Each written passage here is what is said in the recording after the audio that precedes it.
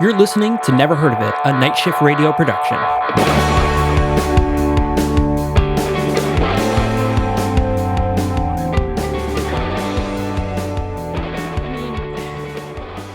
That wasn't the worst movie we've seen this month. So here's the thing, is that the bar has been set so low by some of the recent movies that we've watched that this one was actually kind of a joy to watch. I had genuine moments where I actually laughed. At no point did I hate myself or you or this podcast. which is a weekly thing. That's a weekly range of emotions to be like, God damn it, fuck you, Michael Fight. Fuck, never heard of it. God damn it. So yeah, I mean, I would classify this one as dumb, but not genuinely bad. Yeah. So that being said, hello and welcome to the Never Heard of It podcast. I'm your host, Michael Fight. And I am blah, blah, blah, blah, blah, blah, blah, blah, blah. Spectacular. So today we are talking about the movie Asockalypse. Asockalypse Now. What a dumb name. What a dumb name. I mean, relevant, but what a dumb name. At one point, I genuinely thought that they probably could and should have gone with Socknado. Oh, yeah. Oh, man, that would have been really... They had Socknados. They had an actual Socknado in the film. I mean, it's you set yourself up for it, and then you didn't follow through. It was a shame. Yeah. So Asockalypse is the last movie we are talking about this month before we end on The Binge. So The Binge comes out this Friday. So not only is that exciting, as we've expressed before, but had a little bit of a full circle moment recently because we've talked about the Binge stars Vince Vaughn. Mm-hmm. Yeah. And recently, because we didn't want to talk about the movie we're supposed to, we started talking about Jurassic Park. And Ellen and I, in the last week, have watched the first two Jurassic Park movies. She'd actually never seen The Lost World, which surprised me. I thought that she had. That's number 3, right? That's Lost the World. second one. Second one is Lost World? As I explained to her, Jurassic Park 3 is the third one. Oh. But where it's relevant is I totally forgot that The Lost World does feature Vince Vaughn. Oh, shit. I totally thought it was Vincent D'Onofrio. No. I'm not going to lie. Yeah. Okay. All right. D'Onofrio's in the series at some point, I'm pretty sure. Is he? I think he's in the new one. Yeah, I think he's in Jurassic World. Yeah, he's like the military guy that's trying to train the raptors. Yes.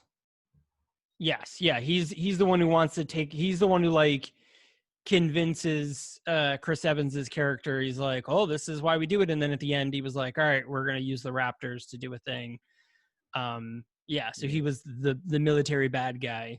There was a lot of bad guys in that movie because there was the military. Oh, Chris Pratt. Yeah, Chris Evans. Actually, it'd be really cool if Chris Evans was in that movie instead. Well, but it's I like Chris Pratt, but I like Chris Evans. Spin the wheel of Chris's. You're gonna get one of them. I know, right?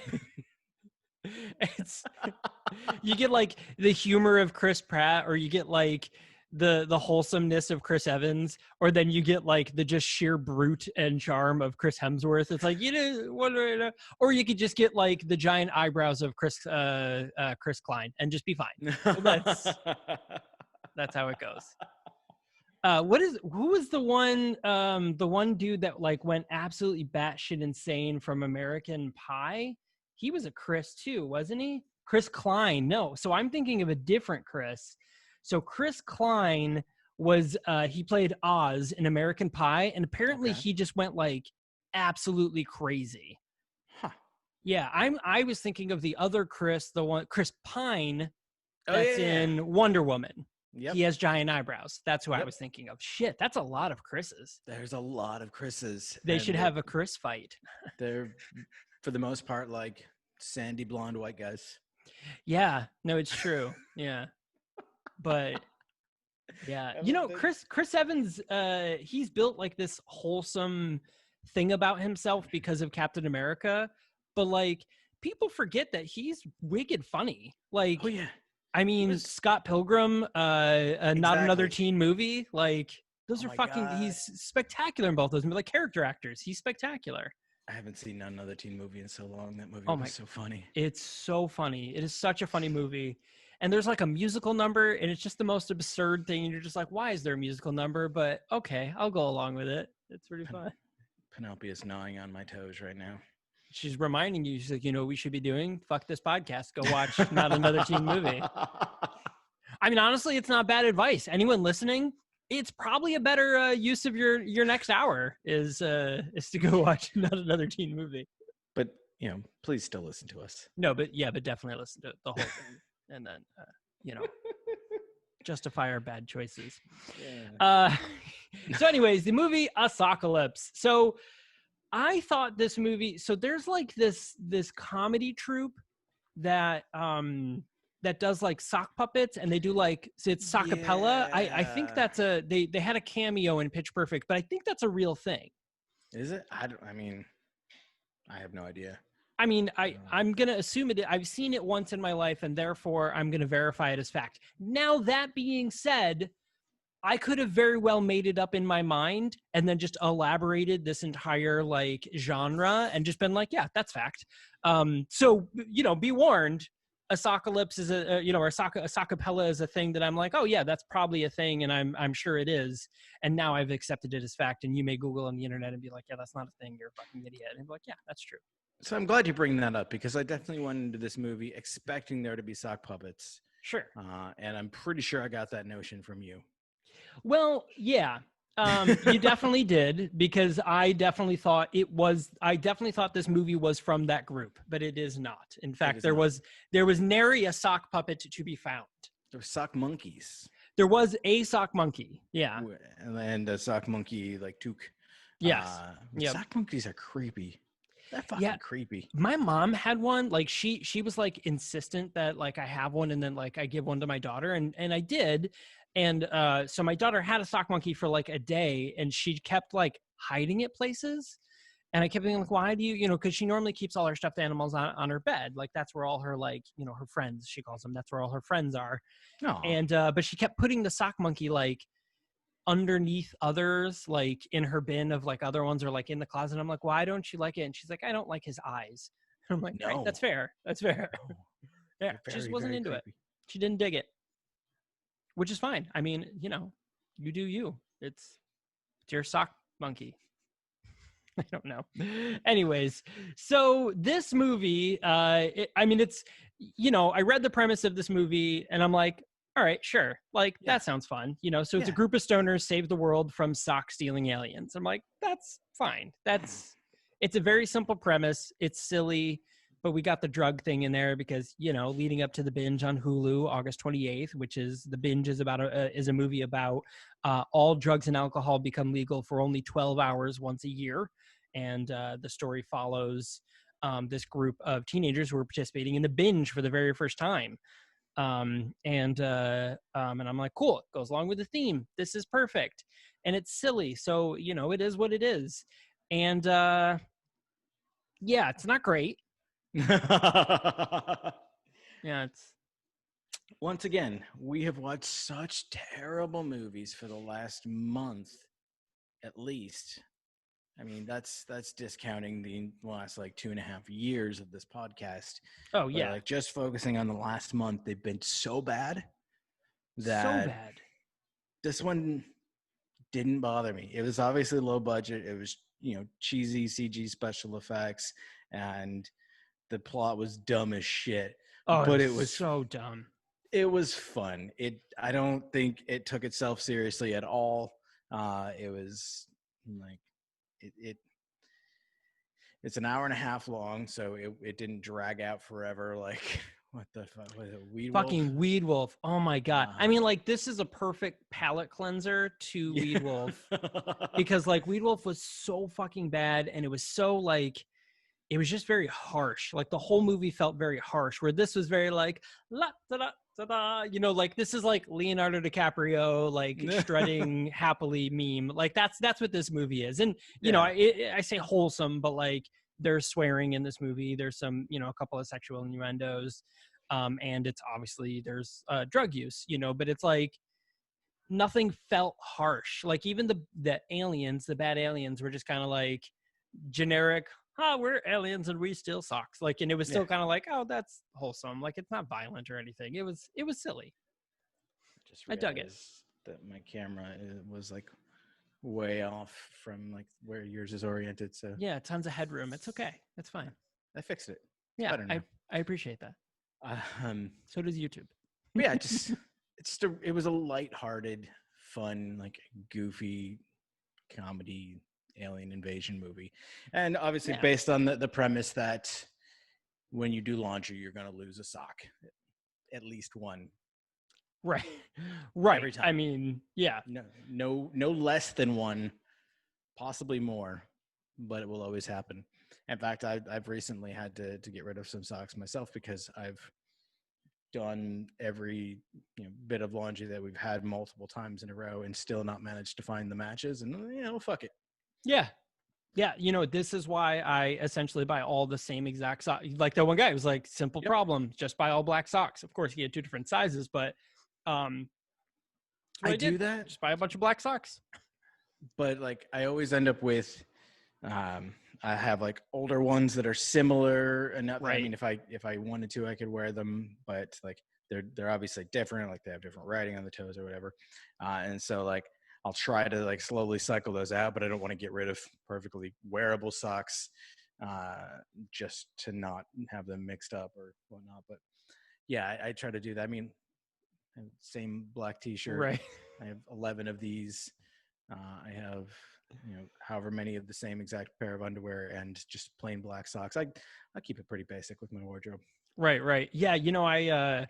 I realized I was going through my clothes. My girlfriend and I, we just bought a house. We're about to move in, and I was like, oh shit, I should really go through some of my clothes. Like I have a lot of like leftover t-shirts, and I realized that the majority of my wardrobe contains of like Destiny the game shirts. I have like 20 of them. I have like literally an entire drawer of just Destiny shirts, and I was like, well, shit, that's my entire wardrobe is literally just Destiny the game shirts. And it's not going to change. I'm going to buy more. I have another one on the way. So like, it is what it is. That's my wardrobe. That's my shtick, I guess. That's your thing. That's my thing. You're still playing, right? Oh, all the time. Yeah, I love the game. Yeah. You're just not streaming anymore, but you're still I just don't stream anymore. Yeah, but I still play the game. I mean, the game's great. There's a big update coming up in November, so I'm very excited for that. Neat. But yeah, so Asockalypse. Now, Asockalypse is directed by movie. Yeah, we're going to talk about that. So Asockalypse is directed by Carrie Schoenfeld, and they have directed or they've been the producer for a movie called Sojourn. I'm not really sure. This kind of, it says it's like a short and it's an action drama, but it's the crew of Sojourn, the Kepler 7 NASA mission to establish the first exoplanet base must take the dangerous mission to successfully fly at full light speed. Sounds cool. It's a little short. Another one that they produced is called Law Dogs. When the corrupt Law Dags, when the corrupt governor and the Standard Oil Company threatens a town local sheriff, call on the old law dogs for help. Yeah, I like dags. But also, get this. They were the animator for the Berenstain Bears back in 1979. They were one of the painters, because back then you painted individual cells instead of how it's done now.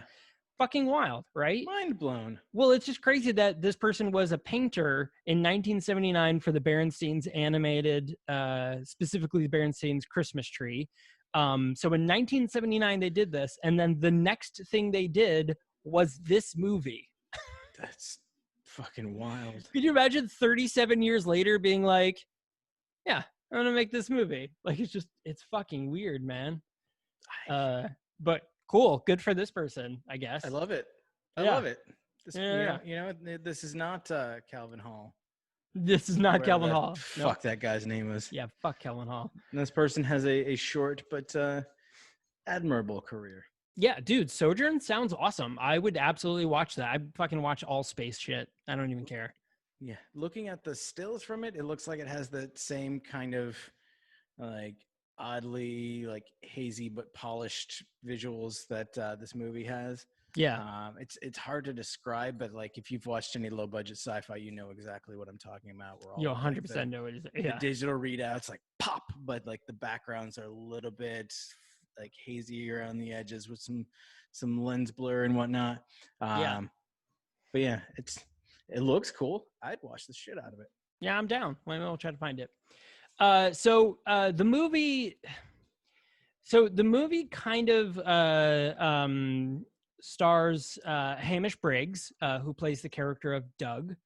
Doug. And Doug is wait, Doug's the stoner guy, right? Yeah, he's the Aussie. Who's the dude? Who's the like maintenance guy or something? I can't find him in here. I can't His find him in name was IMDb. Marty, Christopher Hirsch. Christopher Hirsch. Yeah, so Christopher Hirsch is just as important in this movie. Christopher Hirsch is a former doctor or a former scientist who was recently fired and kind of like pushed out of his field. And he focused on renewable energy. Yeah. And he was kind of pushed out of his field, kind of like very abruptly. And now he is essentially just like the maintenance guy for this building or the landlord for it. And we see that Doug lives with Khalil and what is her name? Alice. So Khalil and Alice, brother and sister, who share an apartment, right? Brother and sister. No. I think Khalil doesn't live there. He just comes over to crash and smoke. I thought it was the other way around. I thought Hamish came over to crash and smoke, but Khalil lived there. Doug, played by Hamish. Yes, Doug. Yeah. Has been crashing on Alice's couch. It's Alice's apartment. Sure. We never really learn like what their like connection is, if they're like old friends or like old lovers or whatnot. Oh, I guess they get together. Well, spoiler, they get together at the end, so I guess they weren't former lovers. Spoilers? What? We do those on this podcast? I fucked up.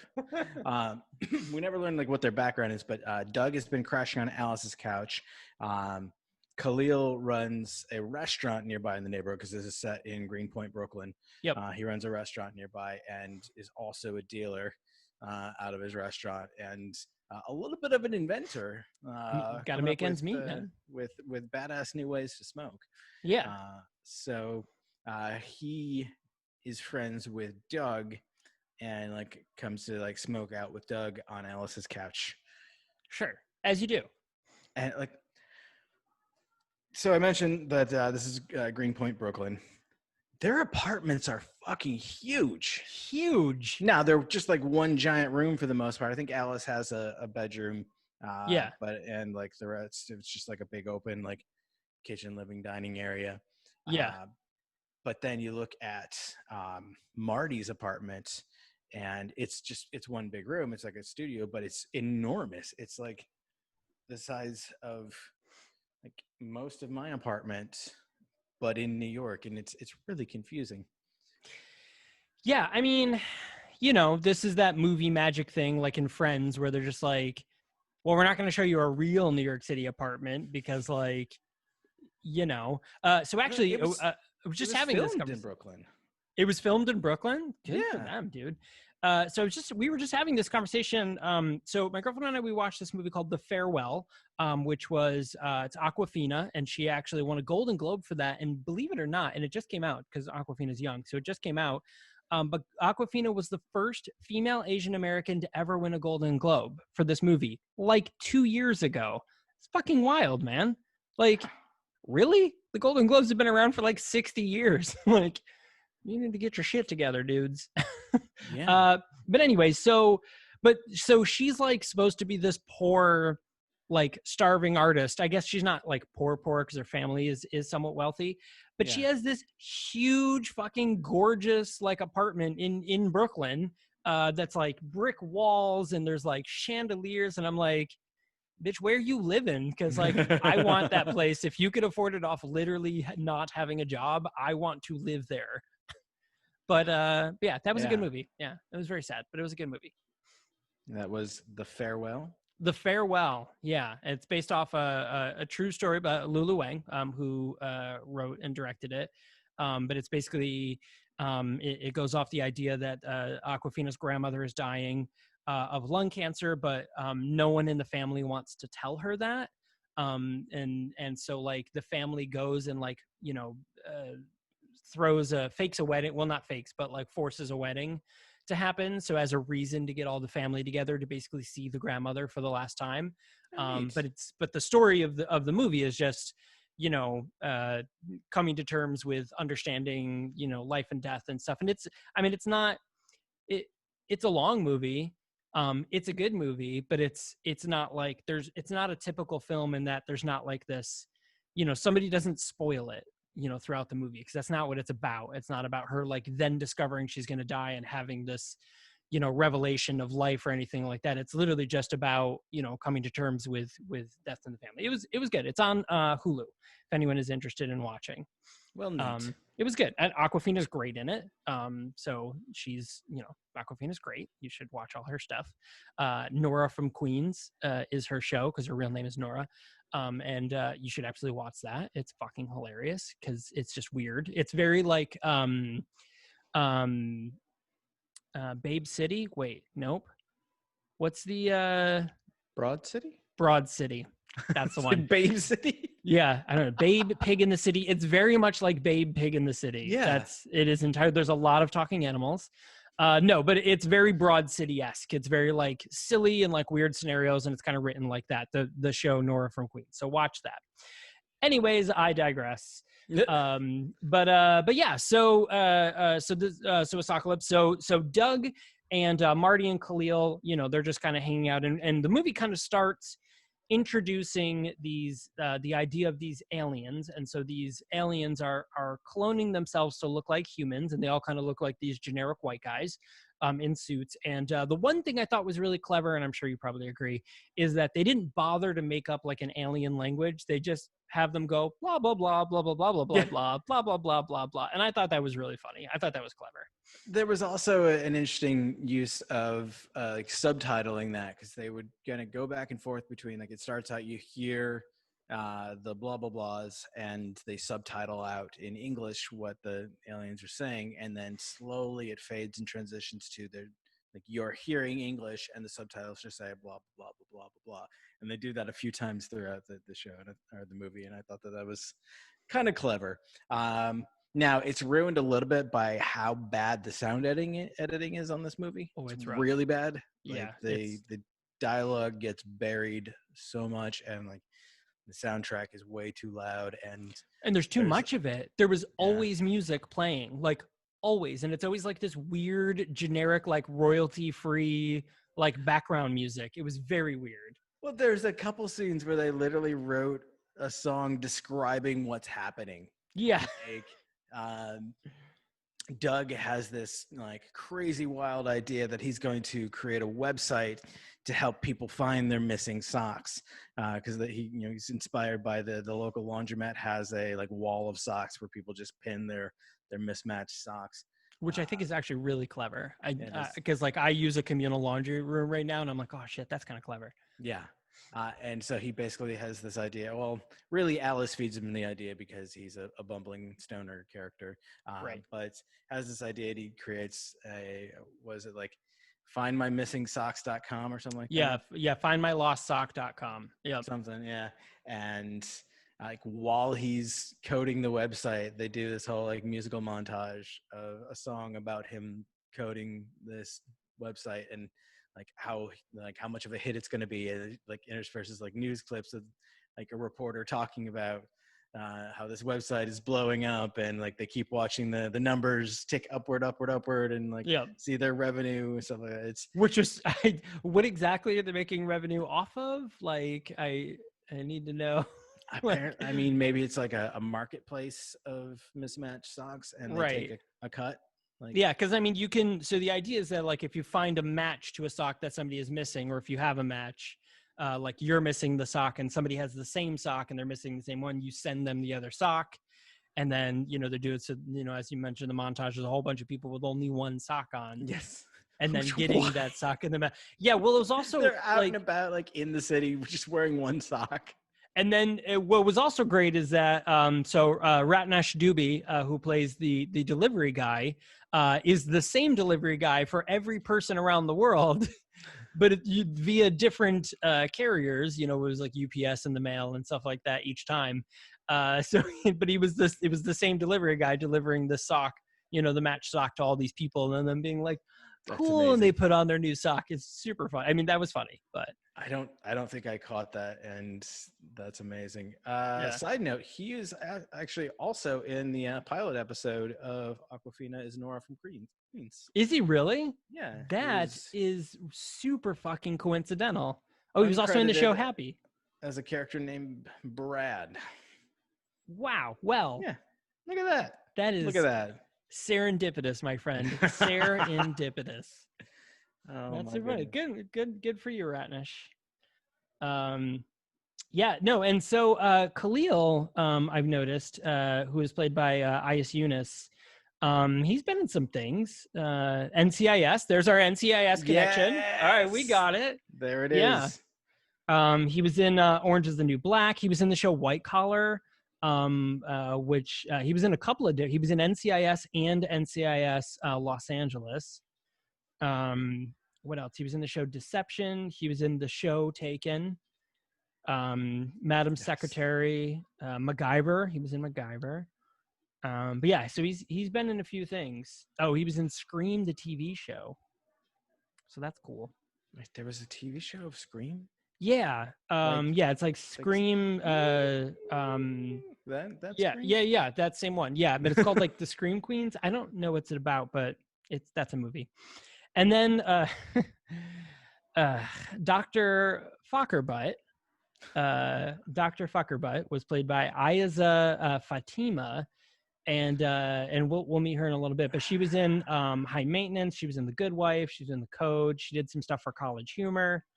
But yeah, she's been in some things, which is funny because the UPS guy and Dr. Fuckerbutt are like the top billed cast, and it's still like that ain't saying much, and they're not even the main characters. They were both of them were in American-ish. Oh, nice. Huh. Yeah, because they're both of some form of Euro-Asian. Because she's, I would assume, something Arabic, and I would assume he's something Asian, just by names. I had wondered like why someone would agree to the character being named Dr. Fuckerbutt. But once you said that she had done some work with College Humor, I'm like, oh, okay. That checks out. Yeah, that's yeah. That clocks. They got all the mileage they could out of that character name too. Oh, they sure did. I mean, they flat out said it and just had a laugh session just to be like, see, it's funny because it's like fuck her butt, and it's a person. Get it? Yeah. And there's even the callback later on where Alice remembers something that Dr. Butt had told her, and she just yells out, "Fuck her! Fuck her!" No, fucker was the one who said Dr. Fuck. Which is pretty funny. But yeah, so you know what? Before we get too deep into, so we've already established Doug has created his website. It's becoming a great success. People are finding matches, and obviously, the thing we've missed, I guess, the big key point is that these aliens that kind of exist, they fuel their ships based on the cotton inside of socks. So they're the ones stealing the socks and using it to power their ships, using the socks. And Doug creating this website kind of flags on their radar of like, oh shit, this might be a problem for us.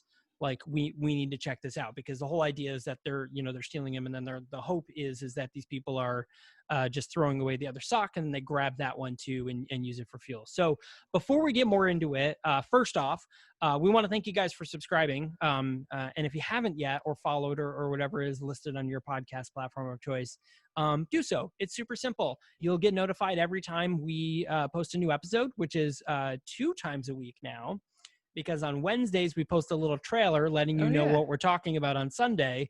And then on Sunday is the actual episode. So you get 2 chances to listen to our dulcet tones. I actually, for a second, had to think like, wait, how are we posting 2 times a week? How did we do that? What is happening? But yeah, so 2 times a week, but you'll get notified whenever that happens. So it'll be easy to download and listen to. And of course, if you're on Apple Podcasts, leave us a rating and review. It's super helpful. We very appreciate it. And it's helpful for us. It gets us, gets other people listening to us. So, that being said, share it too. Send it to a friend, 5 friends, send it to all of your friends in a blast email chain. Yes.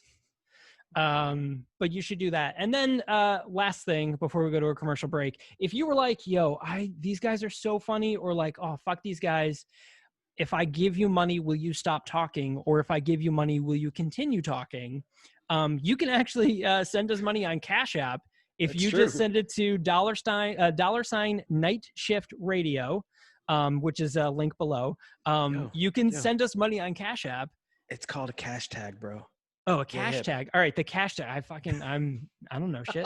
Yeah, so our cash tag is Night Shift Radio, and just leave a little note letting us know which podcast it's for, because you can actually donate and assign one of our 5, soon to be 6, 5 podcasts out there. So us, Night Shift Radio. Then we have Left of the Dial.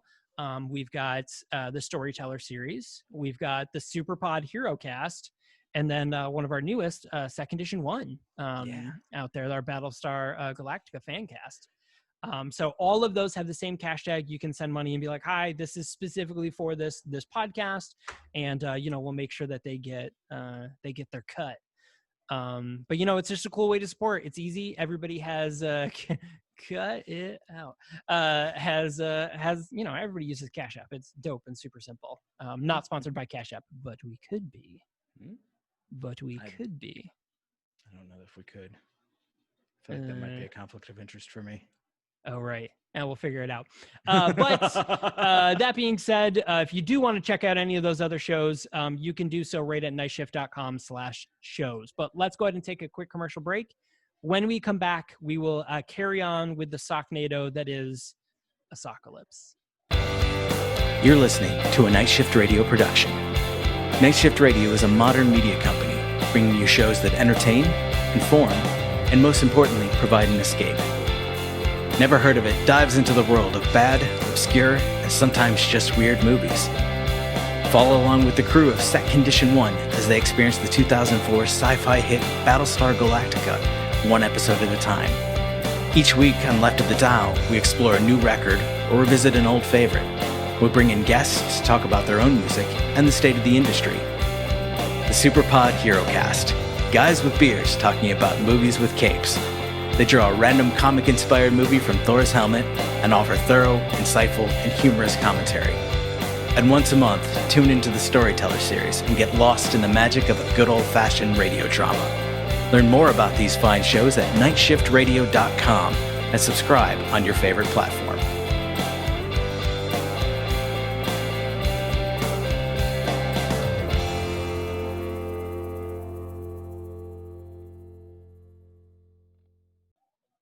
Carry on my wayward soul. There'll be peace when you are done. Hello and welcome Lay your back. weary head to rest. Don't you cry no more.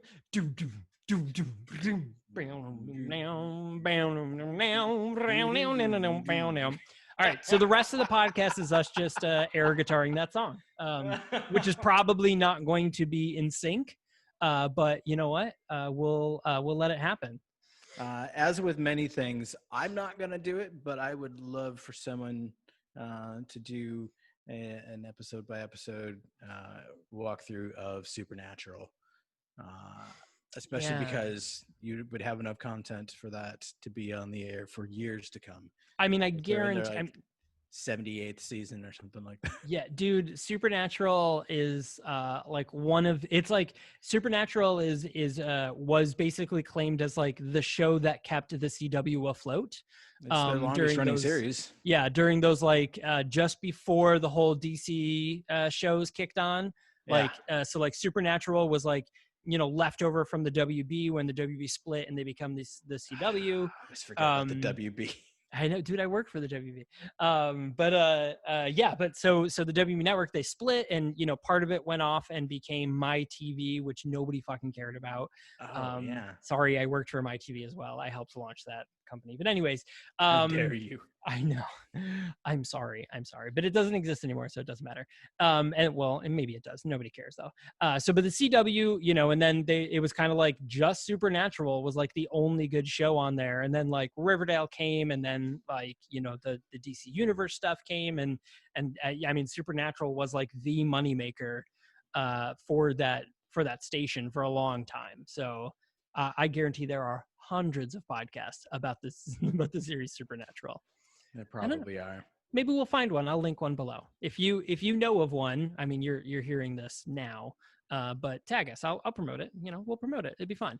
Supernatural, good show. But yes, so Asockalypse. So when we left for the break, ever so long ago, 2 minutes ago, Doug has created his website, Find My Missing Sock, or Lost Sock, or whatever it is. And it's starting to get popular. The aliens have noticed, and so, you know, the generic alien corporate guys have, like, they decided that they need to go check this out. Right? They've got to figure this out. Yeah. And so what they decide, which is so generic, and I hate this trope. It's very, very it's super annoying to me. But they're like, oh, human men, they can't resist a woman with big boobs, so we'll just clone this generic porn star, you know, big boobed woman, and send her down to Earth, and then they're willing to, you know, bend to our will, and blah blah blah. I hate it. So I agree, but the way they got there was a little bit funny, because they looked for the Blunonian, who was in charge of monitoring sector BJ 69, which is Brooklyn, New York. And turns out that Blunonian had been kind of shirking his duties and watching porn instead of properly monitoring the situation on Earth. I mean, dude, fucking same. So they singled him out to go on the mission, but then decided that in order to, like, send him undercover, they would convert him into the porn star woman, and he becomes Bubbles, by the way. Bubbles, yeah. Bubbles, played by Jane Caswell. Now, is Jane Caswell, like, is she like an actual porn star, or was she just an actress meant to? Just an actor. Just an actor. Oh yeah.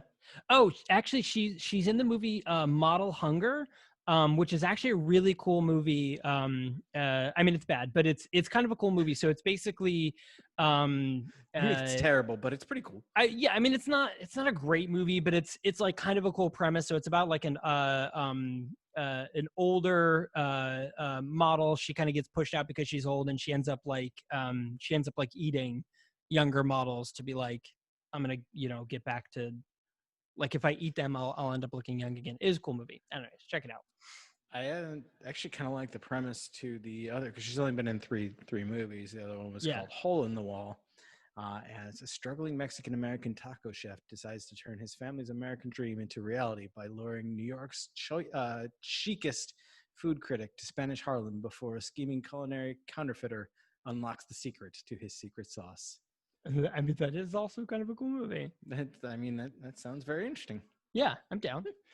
But yeah, so Bubbles goes down, and you know, she's meant to find Doug, but the first person that she actually runs into is I've already forgotten his name again. Marty. Marty. Marty. We gotta go back to the future. It's your kids, Marty. My Doc Brown impression is not as good as my Lloyd Kaufman. So, oh my God. So she meets Marty, who, you know, inevitably. Oh, Marty, by the way, speaking of tiny little dogs, Marty also has a cute little dog. Yeah, got a cute little white dog with him, and she's adorable. It's just a cute little pup. I can't remember her name. It's like Beluga or something like that. Yeah, it's something. Yeah, I forgot what it was too. She's But adorable. so Bubbles meets Marty and his dog for the very first time, and that's who she was like, oh, this is a dog, because of course she's an alien, she's not human. And so she meets up with Marty, and Marty, she was like, hi, I'm from Google, take me to Doug. And so he thinks, he's like, oh my god, she's beautiful, and that sucks, of course she's here for Doug. So she goes upstairs, and Doug's not home, so he's like, you got to come to my apartment and hang out with me until Doug gets there. And so she's starting to learn a little bit, and then she gets a message. She gets a beep beep beep, which is okay. I see a blinking light right on one of her breasts, like right in the nipple, right on her nipple. And she answers her call by pulling out her boob, and we see, and now mind you don't actually see nipple, but you do see her whole boob with a pasty over it. And it's I have a little light up pasties too. I have light pasty. I do, it's a funny joke. So she gets the call, and she answers it via a transmission device on her pasty boob. And they're like, what are you doing? Like, why is this taking so long? And, blah, blah, blah, generic mission speak. Blah, blah, blah. Blah, blah, blah, blah, blah. Blah, blah, blah, blah. Blah, blah, blah. But then at this point, so now Doug comes in, and Doug meets, he meets Bubbles. Yeah. And so she does her introduction. I'm from Google, and we want to look at your website. And of course, he just can't believe his luck. And so like he gets his MacBook out, and he shows her the website. Basically, we don't see the screen, but from the way he talks about it, it's essentially just showing her the website, which, she could have just looked at it herself. If she's from Google, the reason she's there, she's because she has seen the website. Yeah. But Doug's not a smart guy, so there's that. But Google is supposedly interested in the tech, and they want to know what kind of revenue stream they're bringing in. And we know from previously, actually from the montage song, that Doug's real goal is to just get noticed enough to be bought by Google. Right. Honestly, that's also our goal. Yes. Just to be bought by Google. Like Google, if you're listening, we are open to negotiate. Right. We will be the first exclusive Google podcast. Like Spotify has they're acquiring, podcasts, and they're exclusive to them. We will be the first Google exclusive if you want. There you go. nightshiftradio.com. Hit us up. So, by the way, we're on Google Podcast if you prefer to switch over to there if you're listening there, but listen wherever you want. We're on a million different sites. Go for it. And also, welcome to any of our new Indian listeners now that we're on Ghana, which is apparently a very popular podcast site in India called Ghana, Gaana. Cool. To any of our new Indian listeners, hey, welcome. Thanks a lot, guys. We appreciate you coming in and listening. It's super cool. And that being said, for anyone that's listening to us on Amazon Podcasts, also brand new, thanks a lot for welcome to our show. If you're hearing us for the first time because of you saw us on Amazon Podcasts, hi and welcome. We appreciate you. Pod World is just exploding. It is. There's all sorts of so pod many catches. New shows and new catchers, new players, new platforms. It's a wild world out there. It's the thing. But yeah, so also the entire movie, there's been this ongoing thing, which at first it kind of like when the first instant of it happened, I was like, wait, how this was like a very 90-degree swap where Alice spends the first part of the movie. We see Alice in the laundry room, and Doug comes in, and this is our first meeting of Alice, and he's she's doing her laundry, and he picks up like a fancy pair of underwear or something, and he was like, ooh, got a date, someone's gonna see this. And she was like, what the fuck are you and she's just pissed that he's in her stuff. And she's very frustrated, and she just kind of she dumps on him a bit, because he's a stoner loser.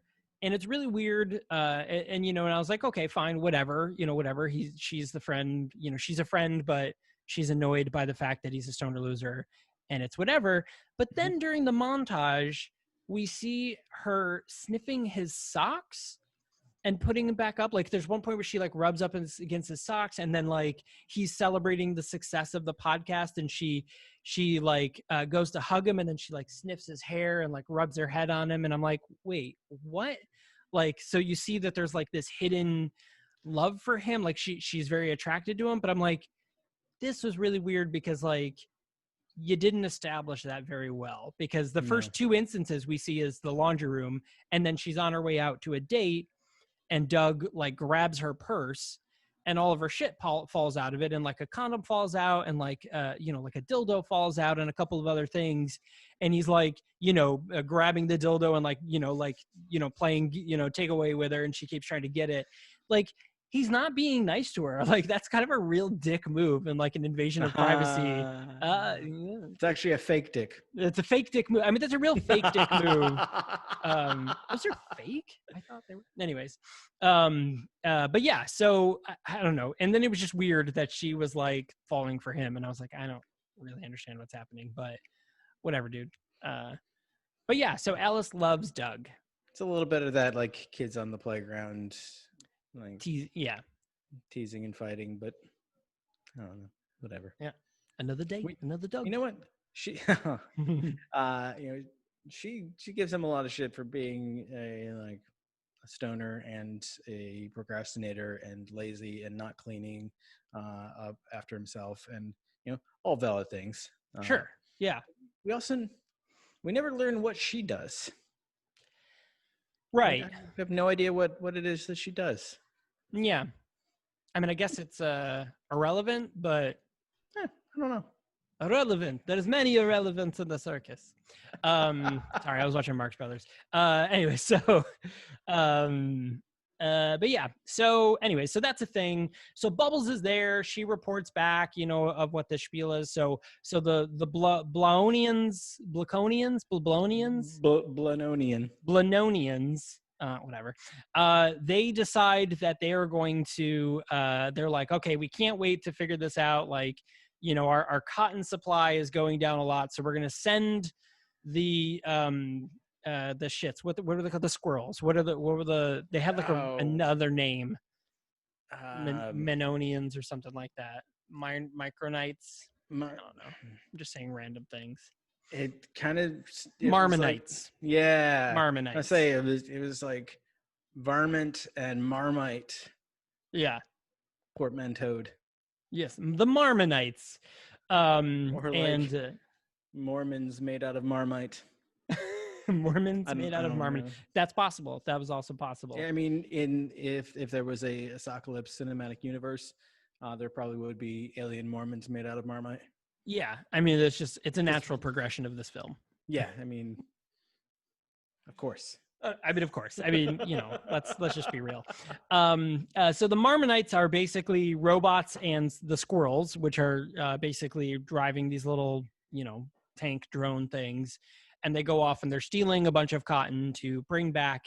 And basically at this point, so they've decided to just set off all of the natural disasters and like garner up. Well, yeah, no, there's a reason. What was the reason? It's actually Marty is inadvertently responsible for the natural disasters. We learn because he is called to repair a broken washing machine that he's apparently like already fixed so far this week. On the phone, that's impossible. I already fixed that this week. As though it couldn't possibly break again. But anyway, while he's fixing it, he pulls out a circuit board that, you know, clearly doesn't recognize, or maybe does just because he's done so much work on these and like should have like stood out as like, this doesn't belong in here. Right. But he does some tinkering, and like every like washing machine in the building just starts going crazy. Even ones that were labeled as like out of order turn on, and like see like alien characters on the screen, like, you know, alien language, and you know, he somehow thinks nothing of that. But Bubbles walks in and sees it happening and gets really scared because, you know, she's in the 30 seconds she's been on Earth has grown quite attached to these lovable losers, Marty in particular. Mhm. And somehow his tinkering with that circuit board has caused all of the cotton units, they call them, the socks, to not be sent to the ship, but rather directly into the mantle of the earth, thus causing the weird weather patterns and volcanic eruptions of socks. And I don't know, man. I don't know where a sock tornado comes from that. Yeah. So there was a sock tornado. Mount St. Helen exploded, and Yeah. socks were coming out Just of it. Flaming socks everywhere. Yeah. I don't know, dude. It's an Asockalypse. That's, they had to get to it somehow. I do love that they said, like, some are calling this the Asockalypse on the newscast. And the thing, I was like, they said the thing. They said that. There it is. They said the movie. Yeah. Speaking of Bubbles and her like oddly strong connection to Marty in such a quick period of time, there was a really strange continuity error that I picked up on that I had to actually watch a couple times to be sure. There's a moment where she's exposed to some of the weed smoke because the guys are smoking, and she gets really sick from it, and that sets up for us like, oh shit, this must somehow be relevant to the plot, since we know that stoners are going to take down these aliens. Oh, maybe the weed smoke makes the aliens sick. So Marty takes her out of that apartment and like puts her down in his bed and like covers her up so she can sleep. And the next morning he gets that phone call and goes to check on the washing machine, and she wakes up and you could see she's wrapped up in the blanket, and you see like from her shoulders up, and like obviously like no red dress straps on, like she's it's implying she's not wearing anything. He put her to bed with the dress on and covered her up. She wakes up with presumably nothing on, wraps the blanket around her and gets up and starts wandering around the apartment, then drops the blanket and she's wearing the dress again. Yeah, I noticed that too, because there was a second where like, it's her boobs are about to like fall out of the blanket, and she, like covers them up. So like you can clearly see she is not wearing anything. And then, as you said, she gets up and then, she walks, and then the very next scene, the camera changes and she's still just walking, and then she drops the blanket and there's the full thing. And then she ends up pissing on herself, which was funny because that was one of those things that I'm like, well, she's an alien. She doesn't know about pissing on herself. She runs into the bathroom and like is looking back and forth between the toilet and the clawfoot tub, and like hikes up her dress and sits on the edge of the tub and starts pissing and then falls back into it, which is gross but funny. But it was funny. It was funny. Yeah. Good old slapstick toilet humor, or not the bathtub humor, I guess is the way we'll do it. But yeah, so at this point, the Asockalypse is happening. Alice is now privy to it because she saw the Marmonites like thing happening. She recorded it. She comes home. We've got Doug, Bubbles, Marty, Khalil, Alice, kind of all in this apartment. And, they're like, oh shit, this is happening. Bubbles comes clean, lets them know that she's an alien, and kind of, relays the story thus far. And they were like, oh, well, it must be the cannabis smoke. Like they get the idea that it's the weed smoke that does this. So Khalil decides, first Marty comes up with the idea of how to get them to the mothership. And then Khalil comes up with the idea to do the Weed Blaster 5000. To which it's basically just a way to blast cannabis smoke at them. They're basically just like smoking it out in backpacks and like blowing it out like a leaf blower. Yeah. It's funny. And so the reason why they need to go up to the mothership too is because Doug and Bubbles have been brought back to the mothership. So Bubbles is brought back because she was she's an alien, and Doug is brought back because he's considered to be the cause of all this. They haven't quite put it together about Marty yet. And the dog, which the dog had a little bit of a paw in this, whatever. First of all, I want to say that on top of how bad the overall sound quality was, and like I forget the term that you use, the industry term, but the dubbing was like very the ADR. Obvious. ADR, thank you. Yeah. It was very obvious, and like not out of sync, but just like sounded wrong. It did. But yeah. on top of all that, they had to vocalize for the dog, which was really annoying. And it was very obviously a person vocalizing. A person as a dog. barking as a dog, which, I mean, if they did it on purpose, okay, but I don't know. It was weird. But like, you couldn't just get a generic dog bark. Like the dog actually barks in the Yeah, a movie. couple They get times. the dog to bark for real, but like, you couldn't just, I don't know. then But I guess they we have their, like, learn in the end why that's the case. Right. Yeah. Like all of a sudden he's pork chop from Doug. Pork chop from Doug. That's how There we go. we did it. All right. We linked to your childhood. But yeah, so that's a thing. But anyway, so Doug and Alice are brought up to the mothership, and they're anal probing Doug as torture. With a dildo that looks very similar to the one that Alice had in her purse. Suspiciously. But in no way related. So they're torturing Doug. They're trying to see what he knows, if he's the one that caused this, like what is he doing? I don't really know exactly the purpose of this, like what information they're trying to get. But so Khalil, Alice, and Marty get onto the mothership with their Weed Blaster 5000s, and they fight a whole bunch of army of people, and they finally get to rescue Doug and Alice, Doug and Bubbles. And there was a very funny scene where they like, defeat a bunch of people, and they grab Doug and Alice, and Khalil's like, "We did it!" And Bubbles is like, "There's 2 million of us here," and he's like, "Okay, we might be dead." And that was funny, because that's one of those things that's always addressed. Like sometimes they'll like defeat the one person, or like the small main army group, and then they're like, "We won the day," and it's like, yeah, but there's still like millions of these aliens around. Like they're gonna kill you, or these bad guys, or whatever. Their entire species is on this mothership because the Zirconians or whatever blew up their home. Which it was kind of weird because Bubbles, like we get the idea that they're really bad. They're bad people. They violated a bunch of like natural law trees, and they hurt people. So they're like bad refugees. They're like outlaws, not refugees. They're outlaws.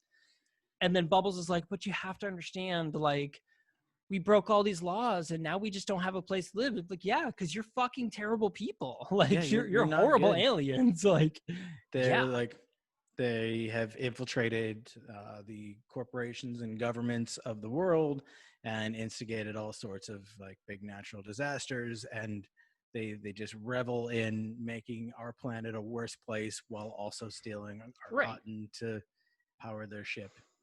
Which, anyways, but we learned during this point that actually one of the main clones is the one who actually bought out Marty, the company, the green energy company that Marty worked for, and he was the one who pushed away Marty, because Marty's science and his tech was basically going against everything that they had done to try to get the cotton, and Marty kept coming up with these other cool, like he kept sciencing them out basically, and they were like, no, like he's directly hurting us. So Marty learns this, and it's kind of like it's a good booster for Marty, because now he realizes that it wasn't because he was bad.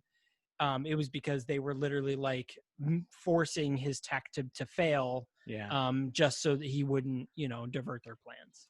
But he gets a good bit of revenge by basically introducing that particular Blenonian to the hydraulic press channel. Yes, sure does. Purple goo and all.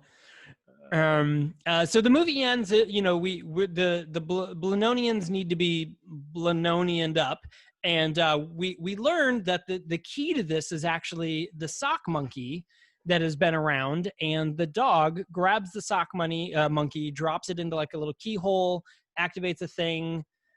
Blenonians blow up, and I love, because the Blenonians are just a babbling mess, just running around like and like no, just like running around wildly, like out of control. And as the ship is blowing up around them, and I do kind of love that they just portrayed them as like they have this massive evil organization that's infiltrated every level of society, but like really they're just bumbling idiots. Just drone clones. But yeah, so at this point, now we see that Khalil's restaurant is super famous. It's Khalil's like falafel and weed emporium or something like that, and he sells the weed blaster 5.1.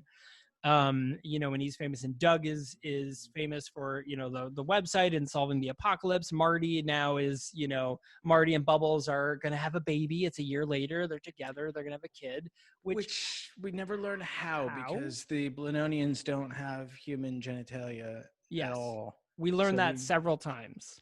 Yeah, like they make a point to like, there's a few times where like someone tries to kick a Blenonian in the junk and like, what, no balls? Like, no need for them. No need for them. But it's also, we had the moment of the Bubbles having to pee, so she has to have some form of, I don't know, but science. They even make a point of saying that like she is also like smooth and blank. Yeah, but I don't know, dude. It's a movie, I guess. Although this was a funny whoa, this was actually a funny little thing. So Marty goes to call a company, and it was General Electric, except it was Genital Erectic. Yes. And I giggled at that. That was that was pretty funny. But anyway, so the end of the movie, and everyone's happy and everyone's successful. Alice and Doug are together, and they have this weird BDSM thing going on, which cool, like subdom type thing. Cool. She's totally his dumb. Yeah.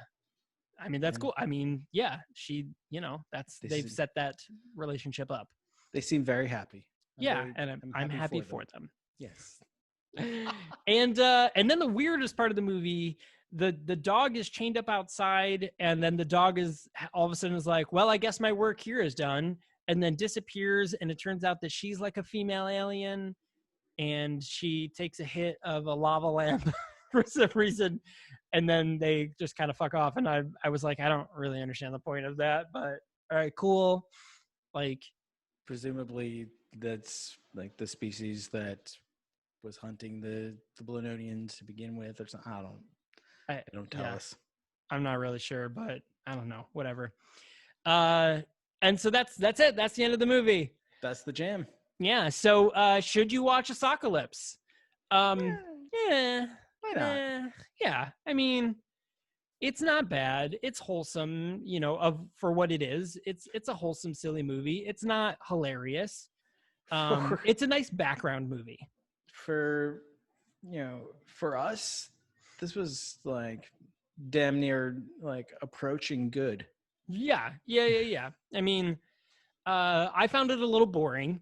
And the music thing, the soundtrack thing was very frustrating, because it was overwhelming, the amount of time, like music was playing at all times, and it was just very like, I was like, I just want to hear them talk. Like, stop playing music for a minute. Like, you don't need to have a soundtrack the entire movie. Like, nobody does that.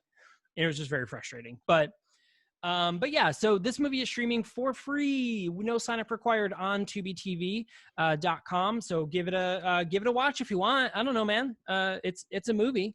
Yeah. That's what it is. Yeah. Nothing more or less.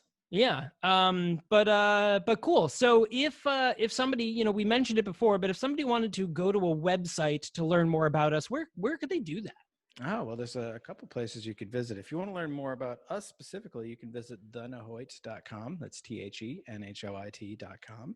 And of course, on there, we post a schedule of upcoming movies for the month, links to trailers, and of course, where you can find them streaming if available. And then you can also visit us over on nightshiftradio.com/shows to check out all of the other shows in the Night Shift Radio Network. And while you're there, you can also check out our brand newly launched blog with content from all of the various shows, as well as the print editions for the Storyteller series. If you want to read a good story while you're there, check it out. Michael, where else can they find us? We are also on Twitter and Instagram under the handle The Nahoit Podcast. That's the NHOIT PODCAST, right here. And definitely go ahead and give us a link, or do the clicky thing, the webs. I don't know. This is the internet. Check it out. So on Instagram, you'll see some trailers and clips and photos from upcoming and current films. And Twitter, same thing. Links to when new episodes launch. But of course, you've subscribed, so you won't need social media for that. But as well as trailers and clips from shows, and just so you can see kind of what's going on and what's coming up. And speaking of what's coming up, we next episode will be The Binge with the writer Jordan Van Dyna. We're gonna have Jordan Van Dyna back on to talk about the movie he wrote, The Binge, which is streaming on Hulu on August 28th. This Friday it comes out, so it's gonna be cool. I'm not gonna lie, the American High movies that we've watched so far have been among the best overall quality movies that we've watched just in general. So I'm definitely looking forward to The Binge. Yeah, I mean, I agree, but I'm insanely biased because I work there. And this movie, though, is actually the first American High film to be released that I worked directly on. I worked on during the production, actually pre-production, during the production, and then post-production. The other two that we've talked about, we haven't talked about all of them, but Big Time Adolescence, Banana Split, and Looks That Kill, I just did stuff after the fact. And we do have another movie called Holly Slept Over. That was our very first movie. I had nothing to do with that one at all. Same kind of mostly with that. But so check that out too. Check all of them, all of our films. Yeah. Those are all the films that are out right now, and we got a few more in the bank soon to be released. Yeah, really dope that a company out of little old Syracuse, New York, is making such high quality picture shows. Yeah, 7 films total made, and now this will be the 5th one released. 5, 6, 7. Yes, this will be the 5th one that we will have released, and we'll have another one maybe later this year, and then another one we're just waiting. Cool. So thanks a lot for joining us, everyone. We super appreciate it, and we will see you next time.